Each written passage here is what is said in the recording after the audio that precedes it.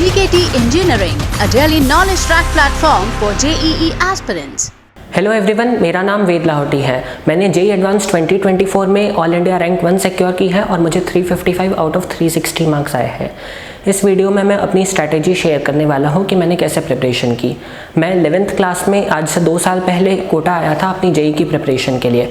यहाँ पर मैंने एलन कोटा से अपनी प्रिपरेशन की। अब सब्जेक्ट वाइज स्ट्रैटेजी की बात करें तो मैंने फ़िज़िक्स की प्रिपरेशन के लिए अपने कोचिंग का मटेरियल रेफ़र किया, जिसमें कि हमारे मॉड्यूल्स में जितने क्वेश्चंस होते हैं और रेसेस होती है, मतलब कोचिंग में बहुत सारे क्वेश्चंस प्रोवाइड करते हैं फ़िज़िक्स के, वो सब मैंने सॉल्व किए। मैंने कंसेप्ट सीखने पर ध्यान दिया, फार्मूला के डेरिवेशन पर ध्यान दिया। फार्मूले भी याद करना ज़रूरी होते हैं क्योंकि उससे हमारी स्पीड बढ़ती है। हम हर फार्मूला एग्ज़ाम में डेराइव नहीं कर सकते, लेकिन मैंने फिर भी फार्मूला अलग से याद करने की बजाय प्रैक्टिस के साथ वो याद हो गए मुझे। मैंने फार्मूला के डेरिवेशन पर और कंसेप्ट्स पर ज़्यादा ध्यान दिया, इससे मुझे फ़िज़िक्स के रिवीजन में भी ज़्यादा प्रॉब्लम नहीं आई। फ़िज़िक्स के लिए मैंने कोचिंग के मटेरियल के अलावा HC वर्मा पूरी सॉल्व की और मोस्टली मैंने इरोडोव सॉल्व की। इरोडोव के कुछ क्वेश्चंस जेई के लिए इररिलेवेंट होते हैं तो मैंने उन्हें सॉल्व नहीं किया। फ़िज़िक्स में कुछ चैप्टर्स होते हैं जैसे रोटेशन होता है, रिजिड बॉडी डायनेमिक्स होता है और मैग्नेटिज्म, EMI, AC, ऐसे कुछ टफ चैप्टर्स होते हैं जिनमें ज़्यादा प्रैक्टिस की ज़रूरत होती है, जो एकदम नए होते हैं। तो उसकी मैंने ज़्यादा प्रैक्टिस की, उन पर मैंने ज़्यादा फोकस किया और इन चैप्टर्स का वेटेज भी ज़्यादा होता है जेई मेंस और जेई एडवांस दोनों में। फ़िज़िक्स को मैं लगभग अपनी सेल्फ स्टडी में रोज़ 1 से 2 घंटे देता था और मुझे फ़िज़िक्स में 118 मार्क्स आए हैं। केमिस्ट्री के तीनों पार्ट्स की अब मैं बात करता हूँ तो केमिस्ट्री में फिजिकल केमिस्ट्री, इनऑर्गेनिक केमिस्ट्री और ऑर्गेनिक केमिस्ट्री तीनों होते हैं। फिजिकल केमिस्ट्री में इतना ज़्यादा याद करने का नहीं होता है। फिजिकल केमिस्ट्री में मतलब समझने का बहुत ज़्यादा होता है, वो कंसेप्चुअल होती है। तो उसके लिए मैंने बहुत हमें जैसा भी कोचिंग में पढ़ाया मैंने उसको पूरा अच्छे से फॉलो किया, उसके नोट्स को अच्छे से रिवाइज़ किया। और पर्टिकुलरली फिजिकल केमिस्ट्री में जेई मेंस में कैलकुलेशन बहुत ज़्यादा आती है, तो इसके लिए मैंने हमेशा कैलकुलेटर यूज़ करना अवॉइड किया, क्योंकि अगर हम मैनुअली कैलकुलेशंस करते हैं तो हमारी स्पीड डेवलप होती है और जो बहुत ज़रूरी है हमारे during the paper time management के लिए। इसके अलावा मैंने फ़िज़िकल केमिस्ट्री में नीरज कुमार सर की जो बुक आती है उसे रेफ़र किया। इनऑर्गेनिक केमिस्ट्री की बात करें तो इसके लिए NCERT बहुत ज़्यादा इंपॉर्टेंट होती है, क्योंकि पिछले कई सालों से मेंस और advance line to line NCERT से क्वेश्चंस उठाकर पूछ रहा है। मेरे हिसाब से NCERT सफिशिएंट होती है। कुछ पोर्शंस थोड़ा सा NCERT में नहीं होता है इनऑर्गेनिक केमिस्ट्री का, उसके लिए आपके टीचर्स के या आप जो भी क्लास में नोट्स बनाते हो वो सफिशिएंट होते हैं। उसमें जो थोड़ा सा मतलब 90% ऑफ द पेपर NCERT से सॉल्व हो जाता है और बचा हुआ जो 10% है वो आपके नोट्स से जो भी एक्स्ट्रा मटेरियल मिलता है, जो भी एक्स्ट्रा आपको इन्फॉर्मेशन होती है उससे सॉल्व हो जाता है। और मैंने इनऑर्गेनिक के लिए भी कोई दूसरी बुक रेफ़र नहीं की। Inorganic as well as organic में मैंने कोशिश की कि हर चैप्टर कंप्लीट होने के बाद मैं उनके शॉर्ट नोट्स बनाऊं, क्योंकि उनको रिवाइज़ करने के लिए हमें पूरा चैप्टर हम वापस नहीं पढ़ सकते, तो लास्ट मिनट रिविजन में ये शॉर्ट नोट्स काफ़ी हेल्पफुल होते हैं। हमें inorganic as well as organic में जो चीज़ें याद नहीं हो पा रही है या जो इंपॉर्टेंट चीज़ें हम जिन्हें भूल जाते हैं 1-2 महीने में, उसके लिए मैंने शॉर्ट नोट्स बनाए और उन्हें रेगुलर इंटरवल्स पर रिवाइज़ किया, जिससे कि वो मुझे हमेशा अच्छे से याद रहे। इनऑर्गेनिक और ऑर्गेनिक मतलब इन दोनों में थोड़ा याद करने का होता है, लेकिन एग्ज़ाम में ये काफ़ी स्कोरिंग हो जाता है, क्योंकि मतलब मार्क्स तो इक्वल होते हैं सारे क्वेश्चंस के, लेकिन इन क्वेश्चंस में टाइम सबसे ज़्यादा कम लगता है। अगर आपको आता है तो आप उन्हें एग्ज़ाम में डायरेक्टली सॉल्व कर सकते हैं। तो इनऑर्गेनिक और ऑर्गेनिक में मैंने शॉर्ट नोट्स बनाए और शॉर्ट नोट्स को रिवाइज़ किया और इससे मुझे काफ़ी हेल्प हुई। और इनमें जैसे कुछ चैप्टर्स है सॉल्ट एनालिसिस और ब्लॉक केमिस्ट्री इनऑर्गेनिक में, और ऑर्गेनिक में भी chemistry in everyday life, polymers जैसे चैप्टर है जो काफ़ी ज़्यादा याद करने के हैं। तो इसके लिए ये मेरी पर्टिकुलर स्ट्रैटेजी बहुत हेल्पफुल रही। इसके अलावा मैं मैथ्स के लिए बताऊँ तो मैथ्स में कंसेप्ट समझना तो इम्पॉर्टेंट है ही। मतलब मैंने सारी क्लासेस बहुत अटेंशन से की और मैथ्स में मैंने सारे कंसेप्ट्स तो समझे, और इसके अलावा मैंने खूब सारे क्वेश्चंस प्रैक्टिस किए, क्योंकि मैथ्स में स्पीड डेवलप करना बहुत इंपॉर्टेंट होता है। Mains as well as advance में मैथ्स बहुत लेंदी आती है और जिसमें हमारा पेपर का एक सिग्निफिकेंट अमाउंट ऑफ टाइम चला जाता है। इसलिए मैंने इसके खूब सारे क्वेश्चंस प्रैक्टिस किए, वो भी टाइम लगाकर, जैसे कि मतलब जैसे जो भी मुझे होमवर्क मिलता था, अगर 30 क्वेश्चंस मिले तो मैंने उसके लिए 90 to 100 मिनट्स का टाइमर लगाकर उसे सॉल्व करने की कोशिश की। इस तरह से मैंने मैथ्स में अपनी स्पीड डेवलप की, ताकि मैथ्स का पोर्शन मेरा 1 घंटे में, एग्ज़ाम में 1 घंटे में या ज़्यादा से ज़्यादा 1 घंटा 15 मिनट में ख़त्म हो जाए। मैथ्स में कुछ टॉपिक्स होते हैं जैसे इंटीग्रेशन होता है, प्रोबेबिलिटी होती है, ये मतलब डिफ़िकल्ट तो होता ही है, साथ में इनका वेटेज भी बहुत ज़्यादा होता है एडवांस में। तो इसके लिए इन टॉपिक्स पर हमें स्पेशल फोकस रखना चाहिए। एज सच मैंने मैथ्स के लिए अपनी कोचिंग से मिले मटेरियल के अलावा कोई और एक्स्ट्रा मटेरियल यूज़ नहीं किया, क्योंकि कोचिंग से ही हमें मैथ्स में काफ़ी मटेरियल मिलता है। और मैथ्स मतलब मैथ्स के क्वेश्चंस होते भी लेंदी है, तो उसमें एक सिग्निफिकेंट अमाउंट ऑफ टाइम भी चला जाता है हमारा स्टडी में। तो इसलिए मैथ्स में मेरे हिसाब से अगर आप किसी कोचिंग में हैं तो किसी एक्सटर्नल मटेरियल की ज़रूरत नहीं होती। इसके अलावा मैं अपनी एग्ज़ाम हॉल स्ट्रैटेजी की बात करूँ तो मैंने सबसे पहले केमिस्ट्री अटेम्प्ट किया, क्योंकि उसमें सबसे कम टाइम लगता है हमें, और 33% पेपर हो जाता है और काफ़ी कम टाइम में हो जाता है, 1 घंटा नहीं लगता है, 30 to 40 मिनट्स में हो जाता है। तो उससे हमें कॉन्फिडेंस भी मिलता है और आगे के पेपर को हम प्लान भी अच्छे से कर पाते हैं। इसके बाद मैं फिज़िक्स अटेम्प्ट करता था और लास्ट में मैं मैथ्स अटेम्प्ट करता था, क्योंकि मैथ्स लेंदी होती है और जितना भी बचा हुआ टाइम है मैं मैथ्स में दे देता था।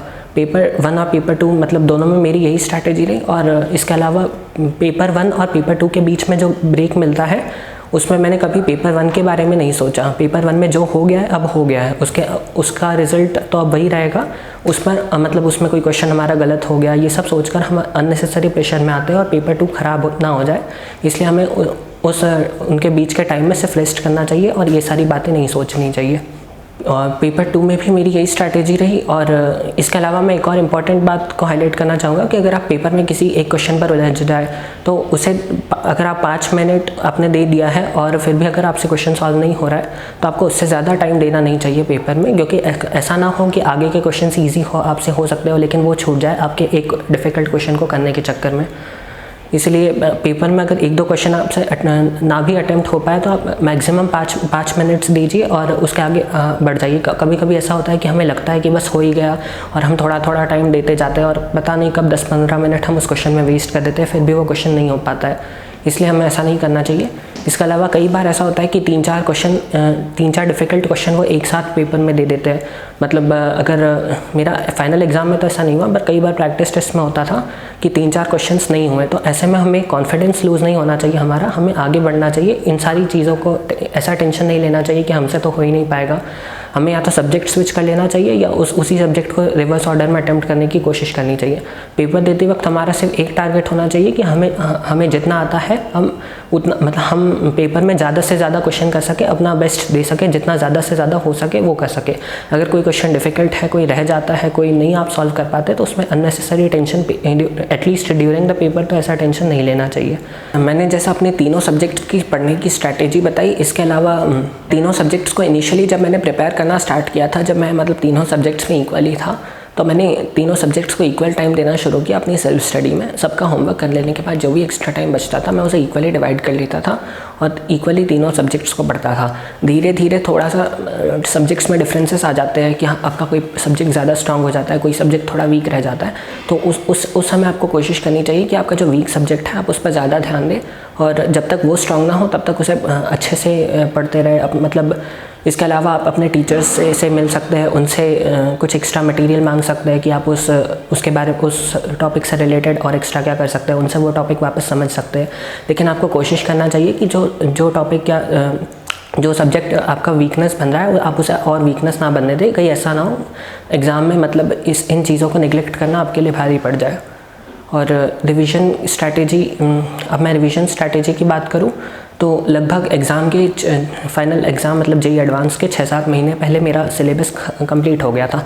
उसके बाद मैंने बीच में जेई मेंस और बोर्ड्स तो आई, लेकिन मैंने उनके जब ये मेंस और बोर्ड्स चल रही थी तभी मैंने एडवांस की प्रिपरेशन अपनी कंटिन्यू रखी ताकि मैं सिलेबस से डिस्कनेक्ट ना हो जाऊँ, उससे टच ना चला जाए मेरा। तो मैं हमेशा मतलब टच में रहूँ, इसलिए मैंने बीच में अपना एडवांस की प्रिपरेशन भी जारी रखी। और 6-7 महीने पहले मेरा सिलेबस लगभग कंप्लीट हो गया था, तो मैंने उसका सारे चैप्टर्स का रिवीजन करना स्टार्ट किया। सबकी एनसीईआरटी एक बार एनसीईआरटी मतलब केमिस्ट्री की एनसीईआरटी मैंने एक बार वापस पढ़ना स्टार्ट की और लगभग 1 महीने पहले तक हमारा पूरा रिवीजन, एडवांस के 1 महीने पहले तक हमारा पूरा रिवीजन कंप्लीट हो जाना चाहिए। लास्ट का 1 महीने में हमें केवल एडवांस के प्रीवियस ईयर पेपर सॉल्व करने चाहिए। उसमें अगर हमसे कोई मिस्टेक हो रही है, कोई कंसेप्चुअल मिस्टेक हो रही है तो उन्हें इम्प्रूव करने पर ध्यान देना चाहिए।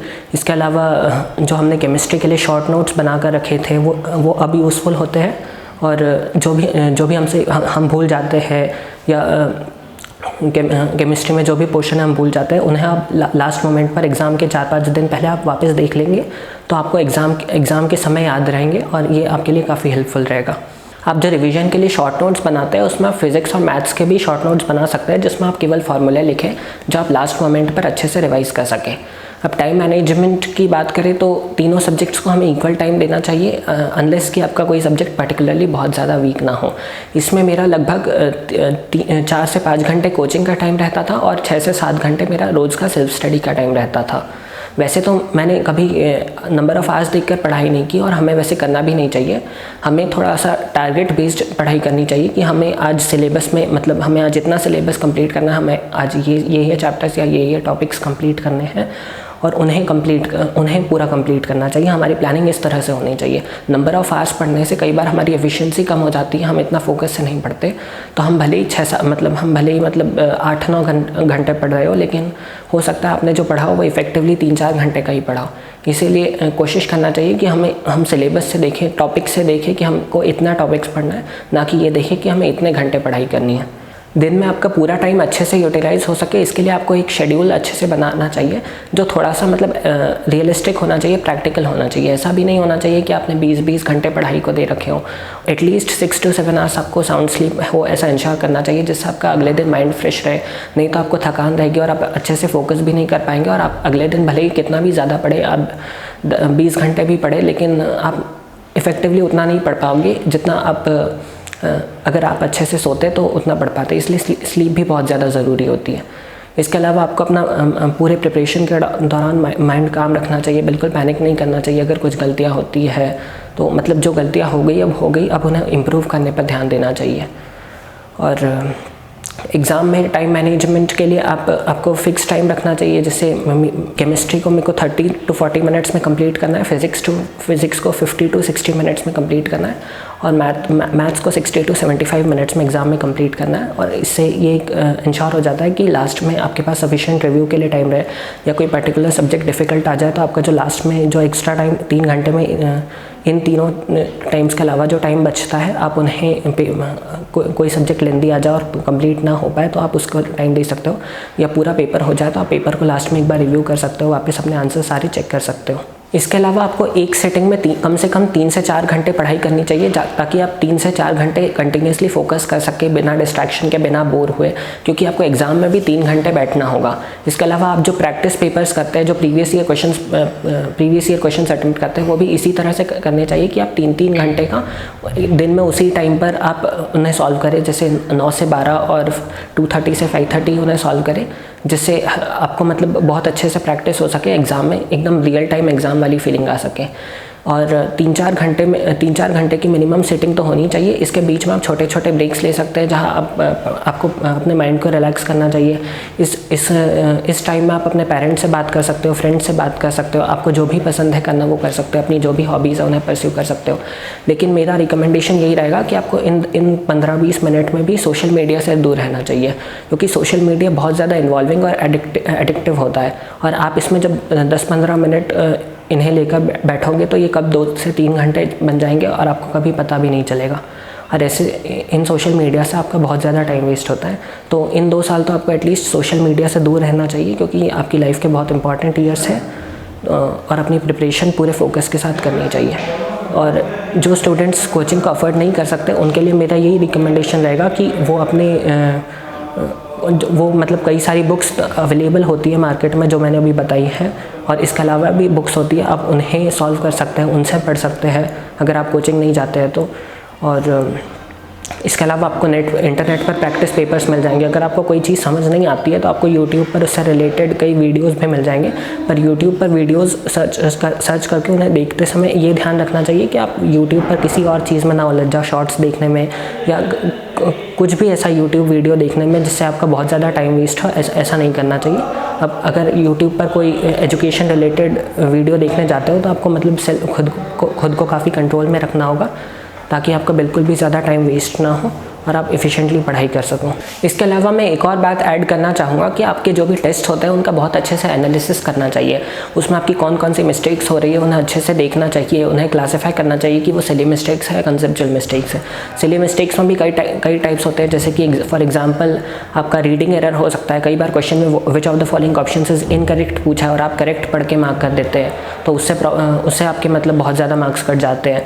तो आपको ऐसे में थोड़ा ध्यान रखना चाहिए पढ़ते समय, थोड़ा सा क्वेश्चन रीडिंग टाइम बढ़ा देना चाहिए, फोकस रहना चाहिए ड्यूरिंग द पेपर कि आप जो भी मतलब एक बार फाइनली ऑप्शंस भरने से पहले एक बार चेक कर लेना चाहिए कि आप सही भर रहे हैं। कई बार ऐसा होता है कि आपने किसी मैथ्स का क्वेश्चन है, आपने x की वैल्यू निकाली, लेकिन उन्होंने क्वेश्चन में x/10 पूछा है और आपने x की वैल्यू फिल कर दी या ऑप्शन में मार्क कर दी। ऐसे में भी प्रॉब्लम्स हो सकती हैं। और इसके अलावा कई कैलकुलेशन एरर्स हो सकती है आपसे, तो इसके लिए मैंने पहले भी कहा कि आपको इसके लिए मैनुअल कैलकुलेशंस करनी चाहिए, जितनी ज़्यादा से ज़्यादा हो सके। कैलकुलेटर्स को अवॉइड करना चाहिए, क्योंकि जब आप कैलकुलेटर यूज़ करते हो तो आपकी कैलकुलेशन की स्पीड और एक्यूरेसी डेवलप नहीं हो पाती। जबकि फाइनल एग्जाम में आपके पास कैलकुलेटर नहीं रहेगा, तो ये सारी चीज़ें इंपॉर्टेंट हैं, इसलिए कैलकुलेटर्स यूज़ नहीं करना चाहिए। इसके अलावा जो आपकी कंसेप्चुअल मिस्टेक्स होती है उसमें आपको एक बार सारे नोट्स रिवाइज करने चाहिए उन टॉपिक से रिलेटेड जिनमें गलतियाँ हुई है। अगर फिर भी वो रेक्टिफाई नहीं होती है तो आपको अपने टीचर से मिलना चाहिए और उनसे एक्स्ट्रा मटेरियल लेना चाहिए या उनसे फिर से वो टॉपिक समझना चाहिए और उन कंसेप्चुअल मिस्टेक्स को दूर करने की कोशिश करना चाहिए। मतलब हमेशा अपनी गलतियों से सीखना चाहिए और कोशिश करना चाहिए कि वो गलती फिर आप कभी रिपीट ना करो। इस तरह से आप हमेशा परफेक्शन अचीव कर सकते हो। वैसे तो मुझे थ्रू आउट द प्रिपरेशन किसी सब्जेक्ट में ऐसी ज़्यादा वीकनेस नहीं लगी। थोड़ा सा कभी कभी शुरू में ऑर्गेनिक और इनऑर्गेनिक में दिक्कत आती थी, क्योंकि उसमें याद करने का होता है और शुरू में सब कुछ इतना सारा याद करना पॉसिबल नहीं होता है। पर धीरे धीरे सब कुछ टेस्ट के साथ, प्रैक्टिस के साथ याद होने लगता है। अगर आपको भी किसी सब्जेक्ट में वीकनेस आए तो आप अपने टीचर से बात कर सकते हैं और उसका एक्स्ट्रा मटीरियल ले सकते हैं या उसकी एक्स्ट्रा तैयारी कर सकते हैं। उस पर ज़्यादा टाइम देकर उसे भी मतलब रेक्टिफाई कर सकते हैं, अपनी वीकनेसेस से हटा सकते हैं उन टॉपिक्स को भी। अगर कई बार टेस्ट में अगर कम मार्क्स आते हैं तो हमें मतलब डीमोटिवेट नहीं होना चाहिए। ऐसे में हमें अपनी गलतियों से सीखना चाहिए, कोशिश करनी चाहिए। टेस्ट में कम मार्क्स आना तो एक अपॉर्चुनिटी होती है, हमें एक अपॉर्चुनिटी मिलती है कि हम अपने कंसेप्चुअल वीकनेसेस को आइडेंटिफाई कर सकें और उन्हें रेक्टिफाई कर सकें। तो टेस्ट में कम मार्क्स आने पर कभी निराश नहीं होना चाहिए, उन्हें सीखने का मौका समझकर उनसे सीखना चाहिए। थोड़ा प्रेशर होना ठीक है, लेकिन क्योंकि थोड़े प्रेशर से हमें एक आगे बढ़ने का मोटिवेशन मिलता है, लेकिन बहुत ज़्यादा प्रेशर लेना भी ठीक नहीं है। इसलिए अगर आपको थोड़ा सा भी कुछ प्रॉब्लम आती है, अगर आप डीमोटिवेट होने लगते हैं, तो आपको अपने पेरेंट्स से बात करनी चाहिए, अपने टीचर से बात करनी चाहिए, जो आपको मोटिवेट करेंगे और हेल्प करेंगे। इसके अलावा आपको मतलब एक अंदर से ये मोटिवेशन होना चाहिए कि आप मतलब जेई क्रैक करने का सपना, IITian बनने का सपना आप ही का था, तो आपको मतलब इस पूरी जर्नी में जो भी स्ट्रगल्स हैं वो तो झेलने पड़ेंगे ही, क्योंकि आखिर आपको अपना सपना तो पूरा करना ही है। हमारी जेई की प्रिपरेशन में बीच में बोर्ड एग्जाम्स भी आती है, उनका भी ज़्यादा स्ट्रेस लेने की ज़रूरत नहीं है। फिजिक्स, केमिस्ट्री और मैथ्स तो जेई की प्रिपरेशन में ही ऑटोमेटिकली कवर हो जाता है, तो बोर्ड्स के लिए अलग से नहीं पढ़ना पड़ता। लेकिन जो हमारे इंग्लिश होता है और एक एडिशनल सब्जेक्ट होता है, इंग्लिश के अलावा भी एक और सब्जेक्ट होता है, जैसे जो मेरे केस में फिजिकल एजुकेशन था, उन्हें कवर करने के लिए आप रोज़ 10 से 15 मिनट निकाल सकते हैं, या संडेज़ को अगर आप फ्री हो तो 1 से 2 घंटा निकाल कर तैयारी कर सकते हैं। धीरे धीरे बोर्ड एग्ज़ाम आने तक पूरी तैयारी हो जाती है। और ड्यूरिंग बोर्ड की प्रिपरेशन मैंने पहले भी कहा था कि हमें जेई की प्रिपरेशन से दूर नहीं होना है। आप बोर्ड की प्रिपरेशन के ड्यूरिंग भी, मतलब जब बोर्ड एग्जाम्स चल रही हो तब भी आपको रोज़ 2-3 घंटे जेई की प्रिपरेशन को देना चाहिए, जैसे कि आप जेई की प्रिपरेशन से या जेई के सिलेबस से डिस्कनेक्ट ना हो, उससे टच ना चला जाए। अगर ऐसा होता है तो आपकी मतलब पूरी प्रिपरेशन पे को वापस, मतलब आपको सब कुछ वापस प्रिपेयर करना पड़ेगा, जिसके लिए इतना टाइम होता नहीं है बोर्ड एग्ज़ाम्स के बाद। और 2 साल की मेहनत है, सबका होता है, सब कर लेते हैं, इसीलिए इतना स्ट्रेस लेने की ज़रूरत नहीं है। बस आप खुद पर विश्वास रखें और आगे बढ़ते रहिए। और अच्छा, आपके मतलब अगर आप मेहनत करेंगे तो आपके सपने ज़रूर पूरे होंगे। Wishing you all the best. Thank you.